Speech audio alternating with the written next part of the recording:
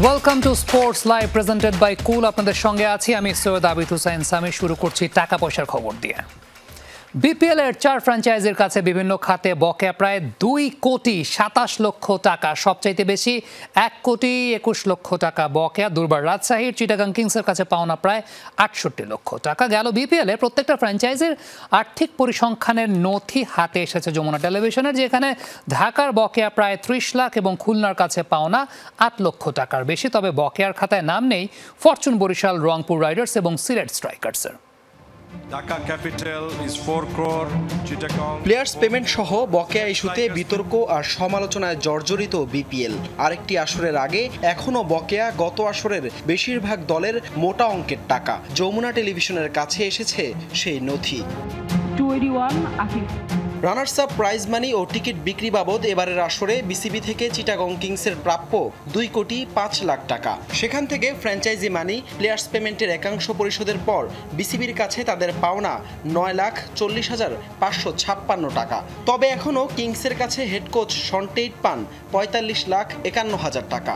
সিলেট ও ঢাকার হোটেল বিল সহ মোট বকেয়া এখন 76,78,107 টাকা। সেই টাকা বিসিবি পরিশোধ করলে ফ্র্যাঞ্চাইজিটির কাছে বোর্ডের উল্টো পাওনা থাকবে 67,37,551 টাকা। গত আসরে প্লে অফ খেলা খুলনা টাইগার্স টিকিট বিক্রির লভ্যাংশ সহ বিসিবি থেকে পাওয়ার কথা 1,15,00,000 টাকা। ফ্র্যাঞ্চাইজি ফি ও দেশি ক্রিকেটারদের বকেয়া পরিশোধের পর খুলনার নামে ব্যালেন্স আছে 14,50,000 টাকা। তবে এখনও বিদেশি ক্রিকেটারদের বকেয়া আছে 22,75,500 টাকা। এই টাকা বিসিবি পরিশোধ করলে খুলনার কাছে বোর্ডের পাওনা থাকবে 8,25,500 টাকা। বিসিবি থেকে টিকিট বিক্রির লভ্যাংশ হিসেবে ঢাকা ক্যাপিটালসের প্রাপ্য 45 লাখ টাকা। সেখান থেকে তানজিদ তামিম, মোস্তাফিজুর রহমানের সাথে ড্রাফটে থাকা লোকাল ক্রিকেটারদের বকেয়া পরিশোধের পর দলটির ব্যালেন্স থাকে শূন্য। এদিকে এখনও বিদেশি 2 ক্রিকেটার স্টিফেন স্কিনাজি ও জেসন রয়ের পারিশ্রমিক বকেয়া আছে 29,52,000 টাকা। বিসিবি তা পরিশোধ করে দিলে ফ্র্যাঞ্চাইজিটির কাছে সমপরিমাণ অর্থ পাবে ক্রিকেট বোর্ড। বিসিবির টিকিট বিক্রির লভ্যাংশ থেকে দুর্বার রাজশাহীর প্রাপ্য 45 লাখ টাকা। সেই টাকা পরিশোধ করার পরেও দেশি ও বিদেশি ড্রাফট ও ডিরেক্ট সাইনিংয়ে নেয়া প্লেয়ার্স পেমেন্ট, কোচ ও ম্যানেজমেন্টের পারিশ্রমিক, হোটেল ভাড়া, ক্রিকেটারদের বহনকারী বাস ভাড়া ও অন্যান্য আনুষঙ্গিক খরচ বাবদ এখনও বকেয়া 1,21,17,629 টাকা। টাকার অঙ্কে সবচেয়ে বেশি বকেয়া রাজশাহীর, যা এখন বিসিবির জন্য গলার কাটা। বিসিবি থেকে টিকিট বিক্রির লভ্যাংশ হিসেবে সিলেট স্ট্রাইকার্সের প্রাপ্য 45 লাখ টাকা। সেখান থেকে ড্রাফটে থাকা লোকাল ক্রিকেটারদের বকেয়া ও ডিরেক্ট সাইনিংয়ে নেয়া ক্রিকেটারদের পরিশোধের পর দলটির ব্যালেন্স থাকে 16,50,000 টাকা। অর্থাৎ বিসিবি থেকে দলটির পাওনা আছে এই পরিমাণ অর্থ। সিলেটের মতোই কোনো বকেয়া নেই ফরচুন বরিশাল কিংবা রংপুর রাইডার্সের। সেই হিসেবে 7 দলের মাঝে এই 3 দল আছে গ্রিন জোনে। তবে বাকি 4 দলের মাঝে চিটাগংয়ের কাছে বিসিবি পাবে প্রায় 68 লাখ, খুলনার কাছে প্রায় 8 লাখ টাকা ও রাজশাহীর কাছে পাওনা থাকবে 1,21,00,000 টাকারও বেশি। হাসান আল মারুফ, যমুনা স্পোর্টস, ঢাকা। অনূর্ধ্ব 20 নারী এশিয়ান কাপের বাছাই পর্বের প্রসঙ্গ। গ্রুপ পর্বে নিজেদের শেষ ম্যাচে সাউথ কোরিয়ার কাছে 6-1 গোলে হেরেছে বাংলাদেশ। হারের পরও সেরা 3 গ্রুপ রানার্স আপ হয় প্রথমবারের মতো চূড়ান্ত পর্বে জায়গা করে নিয়েছে লাল সবুজের প্রতিনিধিরা। অপর ম্যাচে চায়নার কাছে লেবানন 8-0 গোলে হেরে যাওয়ার চূড়ান্ত পর্ব নিশ্চিত হয় বাংলাদেশের। স্বাগতিক লাওস ও পূর্ব তিমুরের বিপক্ষে দাপুটে জয়ের পর শেষ বাধা ছিল শক্তিশালী দক্ষিণ কোরিয়া। র্যাঙ্কিংয়ে 83 ধাপ এগিয়ে থাকা দলটির বিপক্ষে হার এড়াতে পারলেই মিলবে মূল পর্বের টিকিট। এমন সমীকরণের ম্যাচের শুরুটাও ছিল স্বপ্নের মতো। প্রথম আক্রমণের মতো প্রথম গোলটিও আসে লাল সবুজের পা থেকেই। ম্যাচের 14 মিনিটে বাংলাদেশকে আনন্দের সাগরে ভাসান তৃষ্ণা। তবে লিড বেশিক্ষণ ধরে রাখতে পারেনি বাংলাদেশ। 5 মিনিট পরই লি হিউনের গোলে সমতায় ফেরে দক্ষিণ কোরিয়া। গোল সমতায় বিরতিতে গেলেও দ্বিতীয়ার্ধে তাসের ঘরের মতো ভেঙে পড়ে বাংলাদেশের রক্ষণভাগ। শুরুতেই গোল হজম করে বাটলারের দল। গোল শোধে মরিয়া যখন সাগরিকারা, ঠিক তখনই 60 মিনিটে বাংলাদেশের জালে আরও একটি গোল। এবার স্কোরশিটে নাম লেখান চু হিউং। 86 মিনিটে পেনাল্টি থেকে নিজের দ্বিতীয় গোলটি আদায় করে নেন হে ইয়ং। আর 90 মিনিটে লি হিউন করেন পঞ্চম গোল। রেফারির শেষ বাঁশি বাজার আগে বাংলাদেশের কফিনে শেষ পেরেকটি ঠোকেন ডিফেন্ডার জিন হেরিন। দাপুটে জয়ে মূল পর্বে দক্ষিণ কোরিয়া। হারলেও 6 পয়েন্ট নিয়ে গ্রুপ রানার্স আপ হওয়ার সুযোগ ছিল বাংলাদেশের সামনে। অপর ম্যাচে চীনের কাছে 8-0 গোলে লেবানন হেরে যাওয়ায় প্রথমবারের মতো অনূর্ধ্ব-20 নারী এশিয়ান কাপের মূল পর্বে জায়গা করে ইতিহাসের পাতায় নাম লেখালো লাল সবুজের প্রতিনিধিরা। রিয়ান রাফতি, যমুনা স্পোর্টস। জাতীয় স্টেডিয়ামে অনুষ্ঠিত হয়েছে ক্রিকেটারদের ফিটনেস টেস্ট। এশিয়া কাপের ক্যাম্পে থাকা ক্রিকেটারদের পাশাপাশি টেস্ট দলের ক্রিকেটাররাও এই ফিটনেস পরীক্ষা দিয়েছেন। 5 মিনিট 31 সেকেন্ডে 1600 মিটার দৌড়েছেন নাহিদ রানা। তানজিম সাকিবের লেগেছে 5 মিনিট 53 সেকেন্ড। 3 মিনিট 41 সেকেন্ডে 1600 মিটার দৌড়ে এই ইভেন্টে দুনিয়ার দ্রুততম মানব মরক্কোর হিচাম আল গেরোজ। বাংলাদেশের ক্রিকেটাররা এই ইভেন্টে অংশ নিলে নির্দ্বিধায় রেকর্ডধারী হতেন নাহিদ রানা। রোববার জাতীয় স্টেডিয়ামের অ্যাথলেটিক্স ট্র্যাকে 5 মিনিট 31 সেকেন্ডে 1600 মিটার দৌড়েছেন এই স্পিড স্টার। দুয়ে থাকা সাকিবের চেয়ে 22 সেকেন্ড আগে। মজা করে তাসকিন শান্ত বলেই ফেলেছিলেন রানাকে তারা অলিম্পিকে পাঠাবেন। গল্পটা রানাদের অলিম্পিকে যাওয়ার না, এশিয়া কাপের আগে ফিটনেস পরীক্ষা দেয়ার। 400 মিটারের ট্র্যাক 4 পাক ঘুরে সব মিলিয়ে 1600 মিটার দৌড়েছেন এক একজন ক্রিকেটার। রোববার 7 সকালে ম্যারাথন দৌড়ের জন্য জাতীয় স্টেডিয়ামে হাজির হয়েছিলেন ক্রিকেটাররা। সকাল 7টা ছিল কল টাইম। মুশফিকুর রহিম হাজির হয়েছেন তারও 1 ঘন্টা আগে।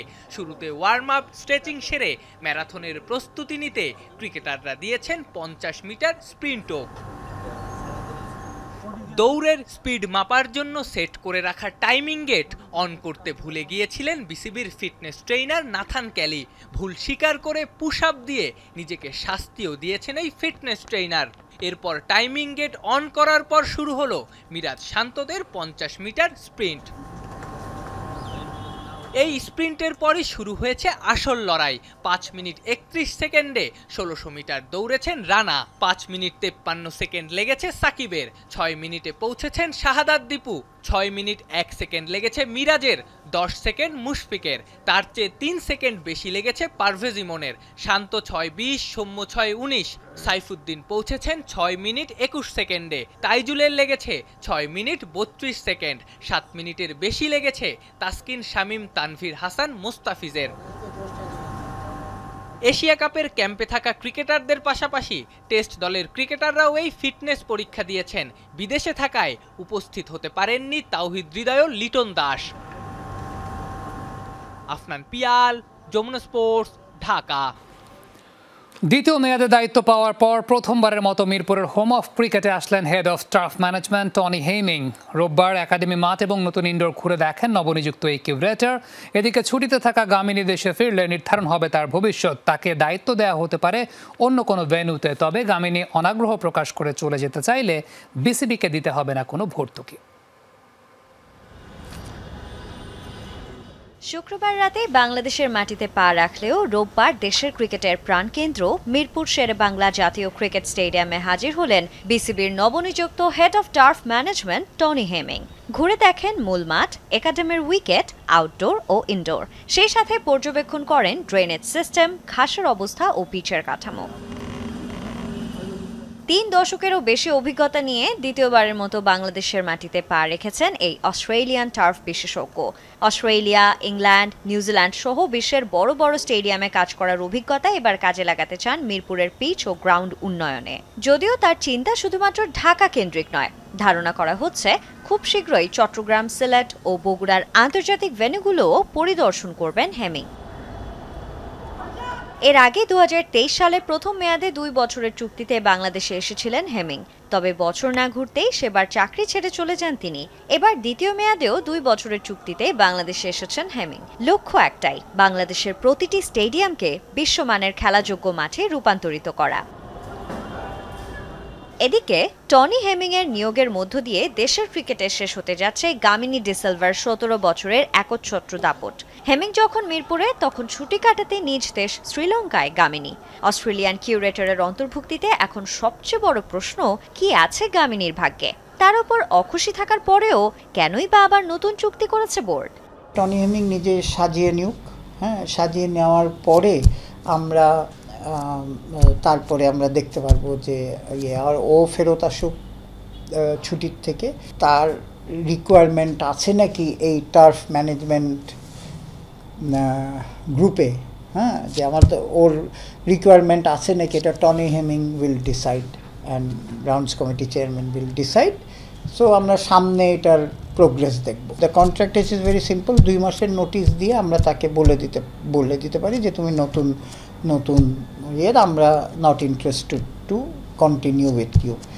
আপাতত বলাই যায় ছুটি কাটিয়ে দেশে ফিরলেই জানা যাবে গামিনীর ভবিষ্যৎ। তবে জানা গেছে 2 মাসের নোটিশ দিয়ে অন্য যে কোনো মাঠের দায়িত্ব দেওয়া হতে পারে এই লঙ্কান কিউরেটরকে। সেক্ষেত্রে গামিনী যদি কাজ করতে অনাগ্রহ দেখায় এবং চলে যাওয়ার সিদ্ধান্ত নেয়, তবে চুক্তি অনুযায়ী কোনো অতিরিক্ত অর্থ মাসুল দিতে হবে না বিসিবিকে। Sanjana Ivy, Jamuna sports, Dhaka. মোহামেডান ছেড়ে আবাহনীর হয়ে প্রথমবারের মতো প্র্যাকটিস করলেন Souleymane Diabate. FC challenge cup দিয়ে আবাহনীর অধ্যায় শুরু করতে যাচ্ছেন দিয়াবাতে। মোহামেডানকে প্রথমবারের মতো পেশাদার লীগ শিরোপা জয়ের স্বাদ এনে দেওয়া স্ট্রাইকার আকাশী নীল জার্সিতেও দিতে চান নিজের সেরাটা। প্রতিপক্ষ শক্তিশালী কিরগিজস্তানের ক্লাব মোরাস ইউনাইটেড হলেও জয়ের দিকে চোখ রাখছেন তিনি। নতুন মৌসুমে এফসি চ্যালেঞ্জ লিগকে সামনে রেখে নিজেদের ঝালিয়ে নিচ্ছে আবাহনী। ঘরের মাঠে কিরগিজস্তানের ক্লাব মুরাস ইউনাইটেডের বিপক্ষে নিজেদের সেরাটা দেয়া ছক কষছে মারুফুল হকের শিষ্যরা। দল বদলের শুরুতে বেশ কিছু চমক দিলেও হৃদয়সহ বেশ কিছু ফুটবলার বিদায় জানান ঐতিহ্যবাহী এই ক্লাবটিকে। এমন অবস্থায় দলের শক্তির জায়গা কমেনি বলে মত আকাশী নীলদের ম্যানেজার সত্যজিৎ দাসরূপুর। 2-1 যারা গিয়েছে আমরা আমাদের উপর নিচে ব্যালেন্স করার জন্য আমরা 2-1 হয়তো টিমের বাইরে রাখার চিন্তা ভাবনা আমরা করেছি। আমরা 3 জন বিদেশি সংযুক্ত করতে চাই দেশি খেলোয়াড়দের সাথে, সেই অনুযায়ী দিয়াবাতে দলের সাথে সংযুক্ত হয়েছে।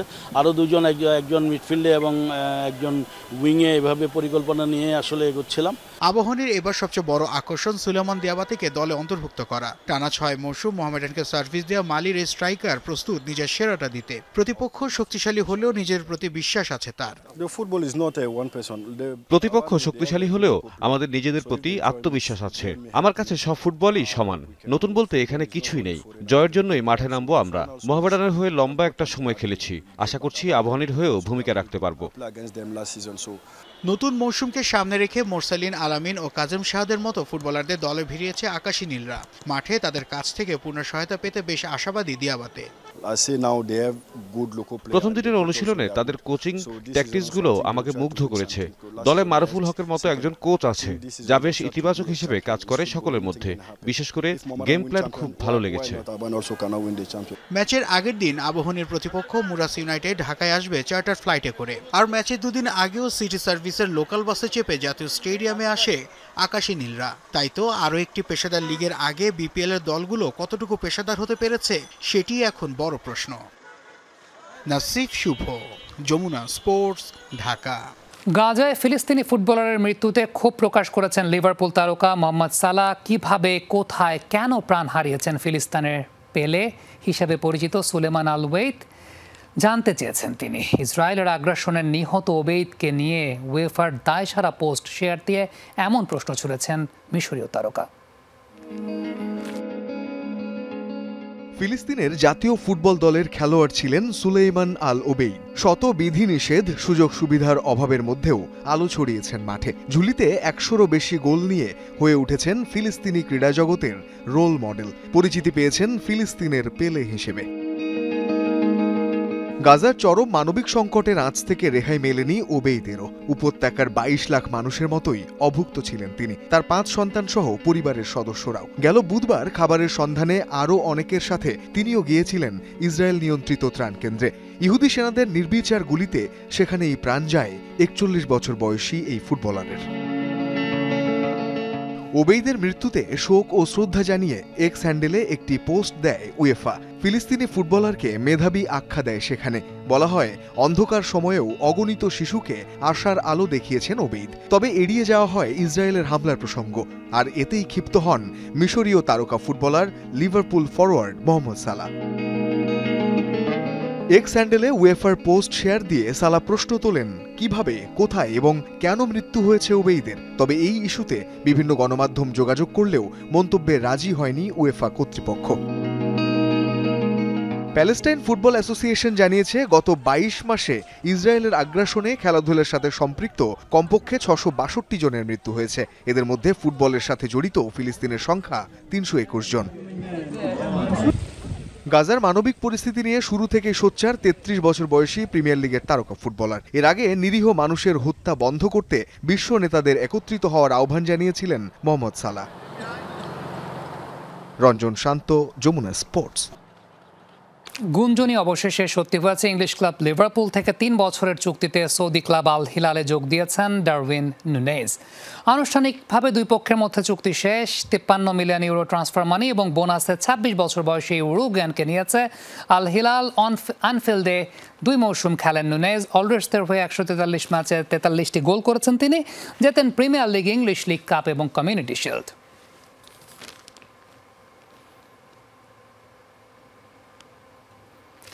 সিজন শুরুর আগে ইনজুরিতে আবারও ছিটকে গেলেন ব্যালন ডি'অর জয়ী মিডফিল্ডার রদ্রি। তবে সেপ্টেম্বর বিরতির পরে তারকা মাঠে ফিরতে পারবেন বলে আশা প্রকাশ করেছেন সিটি কোচ পেপ গার্দিওলা। ২০২৪-২৫ মৌসুমের শুরুতেই হাঁটুর গুরুতর ইনজুরিতে পড়েন রদ্রি। প্রায় পুরো মৌসুমেই থাকতে হয়েছে মাঠের বাইরে। এরপর ক্লাব ওয়ার্ল্ড কাপে খেলেছেন ৪ ম্যাচ, কিন্তু দুর্ভাগ্য যেন পিছুই ছাড়ছে না রদ্রির। আল হিলালের বিপক্ষে মাঠে নামলে অতিরিক্ত সময় চোট পেয়ে আবারও মাঠ ছাড়তে হয় এই মিডফিল্ডারকে। এবার কুঁচকির ইনজুরিতে পড়েছেন তিনি। তবে সিটির জন্য সান্ত্বনা হলো আন্তর্জাতিক বিরতির আগে সিটিকে মাত্র ৩টি ম্যাচ খেলতে হবে প্রিমিয়ার লিগে।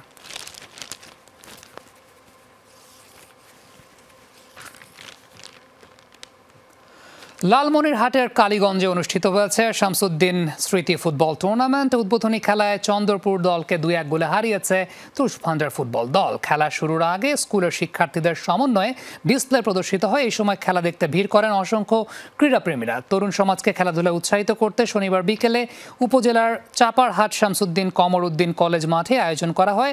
আয়োজকরা জানান আগামীতে নিয়মিতভাবে এমন টুর্নামেন্ট অনুষ্ঠিত হবে।